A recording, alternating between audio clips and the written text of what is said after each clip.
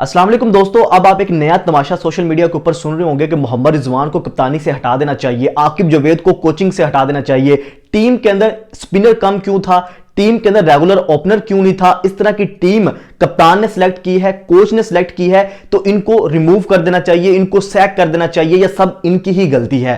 क्या वाकई ही मोहम्मद रिजवान की गलती है? क्योंकि वो कप्तान है और कप्तान को चाहिए होता है कि मुझे ये प्लेयर लेके जाना है, मुझे टीम के इसकी जरूरत है। क्योंकि अगर जबरदस्ती उसके ऊपर प्लेयर को थोपा गया है तो वो फिर उन्होंने पहले क्यों नहीं बताया, फिर उन्होंने कप्तानी से खुद हटने का फैसला क्यों नहीं किया, उन्होंने इस्तीफा देने की कोशिश क्यों नहीं की। इस तरह की चीजें हमें पहले क्यों नहीं सामने आई, ये चीजें भी डिस्कस करेंगे। आकिब जावेद की गलती है, मोहम्मद रिजवान की गलती है, या क्रिकेट बोर्ड की गलती है, किसकी गलती है? एक और भी चीज है कि मोहम्मद रिजवान बहुत ज्यादा डिफेंसिव कप्तान है, उन्होंने बहुत ज्यादा टुक टुक खेली, स्लो खेला, अटैक नहीं किया और अब वो अच्छे कप्तान नहीं है। ये वही मोहम्मद रिजवान थे जिन्होंने ऑस्ट्रेलिया के अंदर जब सीरीज जितवाई, साउथ अफ्रीका के अंदर जितवाई, और हमें ऐसे लग रहा था कि Mohammad Rizwan is the best.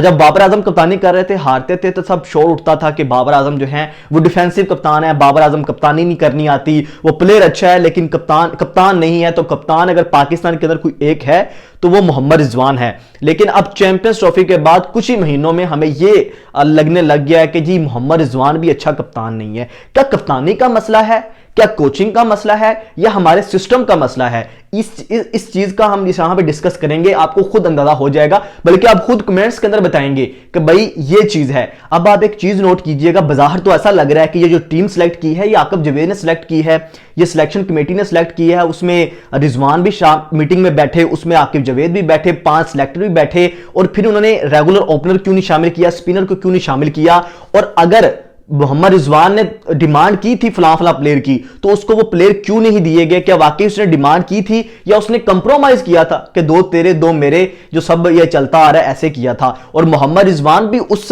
Group का हिस्सा बने जिन्होंने पाकिस्तान को तबाह करने के लिए ये सब कुछ किया। आकिब जावेद को तो चलो मान लेते हैं, वो तो वैसे ही, हमने सबसे बड़ा हमारा कसूर पता क्या है कि हमने सिलेक्शन कमेटी का कोई हेड ही नहीं रखा, चीफ सिलेक्टर ही कोई नहीं है। पता है क्यों?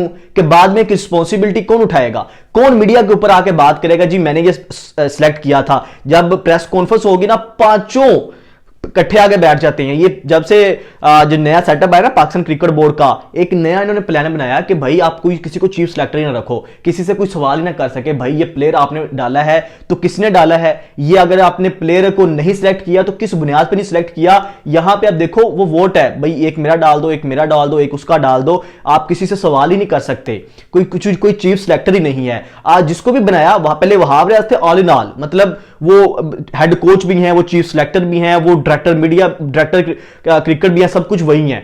और अनऑफिशियल, मतलब वो ऑफिशियल नहीं है, सब पूरा एक ग्रुप बना हुआ है, 10-10 सिलेक्टर रखे हुए हैं, उसका चीफ सिलेक्टर नहीं है। जब सवाल करो जी हमने सब ने मिलकर ये किया है, हमें ये बेस्ट लग रहा था, तो बाद में रिस्पॉन्सिबिलिटी कोई नहीं ले रहा था। अच्छा, अब बात करते हैं, आपने ये चीज नोट की होगी कि अब जब मोहम्मद रिजवान कप्तान बने थे, हम सबको लगता था मोहम्मद रिजवान बड़े बोल्ड कप्तान है, मोहम्मद रिजवान किसी की नहीं सुनते। लेकिन फिर ऐसा क्या हुआ कि मोहम्मद रिजवान ने सबकी सुनी, मोहम्मद रिजवान ने जो है वो कंप्रोमाइज भी किया, जिसको सिलेक्ट करना था उसको सिलेक्ट नहीं किया।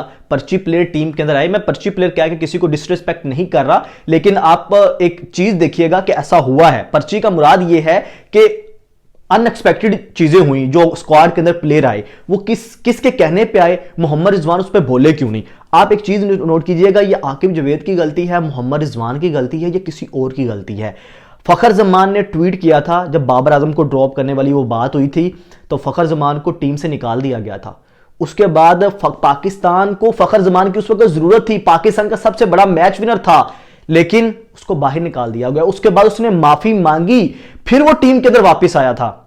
तो क्या मोहम्मद रिजवान अगर बोलते कि यार मुझे ये प्लेयर चाहिए, मुझे ये प्लेयर नहीं चाहिए, इसको क्यों टीम के अंदर डाल रहे थे, क्या मोहम्मद रिजवान कप्तान रहते? यहां पे 2 चीजें हैं, या तो मोहम्मद रिजवान को अगर नहीं बोले दिया जा रहा था तो मोहम्मद रिजवान इस्तीफा देके चले जाते कि भाई अगर मेरी माननी नहीं है, मेरी पसंद की टीम नहीं लेनी, तो फिर मैं यहां पे क्या कर रहा हूं, आप कप्तान भी किसी और को लगा दीजिएगा। या तो यह है कि उसने कंप्रोमाइज करके कप्तानी ली, तो आप रिजल्ट देख लीजिएगा। आई एम श्योर कि ये जो कप्तानी मोहम्मद रिजवान ने की है, ये टीम उसकी पसंद की नहीं थी, लेकिन मोहम्मद रिजवान तब क्यों नहीं बोले, ये सबसे बड़ा सवाल है। ये इसलिए नहीं बोले कि जो फखर जमान के साथ हुआ वो मेरे साथ ना हो जाए। ये है पाकिस्तान की क्रिकेट, यहां पे कप्तान के पास कोई राइट नहीं है। ये हमारा सिस्टम है और फिर हम समझते हैं कि कप्तान की गलती थी, फलां प्लेयर की गलती थी, फलां कोच की गलती थी, फलां की गलती थी। लेकिन असल में जिस सिस्टम की गलती है वो हम भूल जाते हैं। हमें कौन सा विलन नजर आ रहा होता है? कप्तान, बाबर, शाहीन, रिजवान और इनके दरमियान में जो ग्रुपिंग की गई, इनके साथ जो हुआ वो किसने किया उसको हम भूल जाते हैं। अब हमें कौन विलन नजर आ रहा है? रिजवान नजर आ रहा है। पहले हमें विलन कौन नजर आ रहा था? बाबर नजर आ रहा था। अब फिर शाहीन नजर आया। अभी हम जो है वो मोहम्मद रिजवान के पीछे पड़ गए हैं। हाँ, मैं समझता हूं कि बाद चीजों पे मोहम्मद रिजवान की गलती है। मोहम्मद रिजवान ने एक डिफेंसिव कप्तानी की, नो डाउट, इसमें कोई शक नहीं है। लेकिन जब उसके पास अटैकिंग प्लेयर ही नहीं थी, जब रेगुलर ओपनर नहीं था, स्पिनर नहीं थे, तो वो कप्तानी कैसे करते? यही कप्तान था जो पीएसएल में आपको सबसे बेस्ट करके दे रहा था। लेकिन जब चैंपियंस ट्रॉफी आई तो उसको क्या हो गया? देखे ना क्या हुआ। सिस्टम की गलती है। अब वो सिस्टम के अंदर मोहम्मद रिजवान ने कंप्रोमाइज किया, ये उसकी गलती है। ये इसमें मैं मानता हूं मोहम्मद रिजवान ने सिस्टम के साथ कंप्रोमाइज किया, ये उसकी गलती है, नहीं करना चाहिए था। अब आप कहते हैं कि मोहम्मद रिजवान को बोलना चाहिए था, लेकिन ये कहते हैं कि मोहम्मद रिजवान बोलते तो उनके साथ भी वही होता जो फखर जमान के साथ हुआ है। तो भाई जब आपको लगता है कि आपके साथ वो होना चाह रहा है तो आप इस कप्तानी की लाइन में आए ही ना। फिर या तो कप्तान होना चाहिए इमरान खान जैसा, जो बोले, जिसके आगे चेयरमैन भी डरे, या तो ऐसा कप्तान होना चाहिए।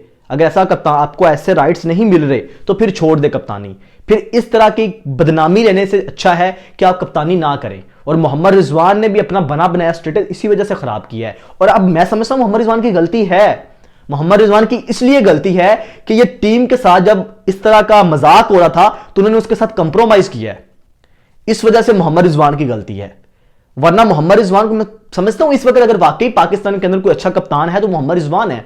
और आपके पास ऑप्शन कौन सी है? आपने कोई ऑप्शन तैयार की हो तो बताइए ना। हमने कोई बेंच स्ट्रेंथ तैयार की हो तो बताइए ना। हमने कैसे कप्तान तैयार करेंगे? आप पीछे देखिए, आपके पास कौन कप्तान है? कोई नजर ही नहीं आएगा। नजर कैसे आए? हमारा सिस्टम इस तरह का है कि हमने पीछे कप्तान ही तैयार नहीं करते, हम पीछे बैकअप ही तैयार नहीं करते। उठा के देखिएगा, आपने किस प्लेयर को एक दफा लेके आते हैं, उसके बाद आपको उसको बाहर निकालते हैं, फिर 2 साल वो नजर ही नहीं आता। इरफान नियाजी टीम के साथ थे ना, किस बुनियाद के ऊपर उनको बाहर किया गया? कोई बताएगा? नहीं बताएगा। मोहम्मद हारिस, हमें लगता था कि भाई इंटेंट का मसला है ना अब सबसे ज्यादा पाकिस्तान टीम के अंदर। अभी भी हम बात कर रहे हैं कि हमारे पास कोई ऐसा प्लेयर ही नहीं है जो अच्छे स्ट्राइक रेट के साथ खेल सके, जो इंटेंट के साथ खेल सके। वो मोहम्मद हारिस याद है ना आपको? क्यों बाहर निकाला उसको? जब वो इंटेंट के साथ खेलता है तो फेलियर के चांसेस होते हैं। तो क्यों उसको बाहर निकाला आपने? साइम अयूब के इतने फेलियर हुए, हमने उसके साथ खड़े रहे, उसको बार बार चांसेस दिए, वो स्टार बना है कि नहीं बना? आज उसकी कमी फील हो रही है कि नहीं हो रही? ऐसे ही मोहम्मद हारिस था ना, उसको इतने चांसेस क्यों नहीं मिले? उसको टीम से बाहर क्यों निकाल दिया गया? जब आप इंटेंट के साथ खेलते हैं, बाद में आप सिलेक्शन करते हैं एवरेज के ऊपर, जिसका 50 का स्ट्राइक रेट है, 30 का स्ट्राइक रेट है, पर आपने सिलेक्ट वो प्लेयर को करना है, तो फिर कौन बंदा है जो अच्छे स्ट्राइक रेट के साथ खेलेगा? डोमेस्टिक के अंदर आप 150 के ऊपर ले जाते हैं, ये नहीं देखते कि इंपैक्ट इनिंग्स किसने खेली थी। तो फिर इस तरह से आपका बैकअप बनेगा। हर शाहीन के टूर पे आपका नया कप्तान होता है। कभी रोहेल नजीर हो गया, कभी कासम अकरम हो गया, कभी आप किसको बना देते हैं, कभी किसको बना देते हैं। कोई एक आप बता दीजिए जिसको आपके साथ आपने 4-5 टूर किए हो।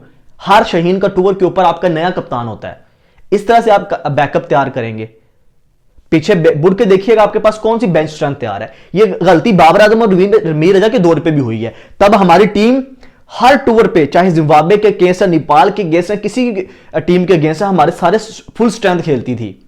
हमने कभी ये नहीं किया कि इंडिया की तरह किसी छोटे टूर पे नई टीम को भेजे, बैकअप तैयार करें, इनको मैदान में फेंके, भाई जाओ लड़ो, चाहे हार के आ जाओ, इंटरनेशनल एक्सपोजर तो लो। लेकिन हमने तब यह नहीं किया और आज हमारे पास बैकअप ही कोई नहीं है। आज हमारे पास कप्तान ही कोई नहीं है। आज हमारे पास अच्छे स्ट्राइक रेट से खेलने वाला प्लेयर ही नहीं है। तो ये उसी सिस्टम का चक्कर है। ये मोहम्मद रिजवान की कप्तानी या पाकिस्तान टीम की सिलेक्शन, अब हेड कोच को हटा दो, अब आप मोहम्मद रिजवान को हटा दो, वो इनको गलती है, लेकिन सिस्टम की भी गलती है जिसने ये प्लेयर तैयार नहीं किए, जिसने कप्तान तैयार नहीं किया। आज हमें लगता है मोहम्मद रिजवान को हटा दो, आप किसको कप्तान बनाएंगे वो भी ज़रा बता दीजिएगा। ये सारी चीज़ें, इस पर आप लोगों की क्या राय है? कमेंट सेक्शन में भी राय का इज़हार ज़रूर कीजिएगा। शहरोज़ अहमद को इजाज़त दीजिए। अल्लाह हाफ़िज़।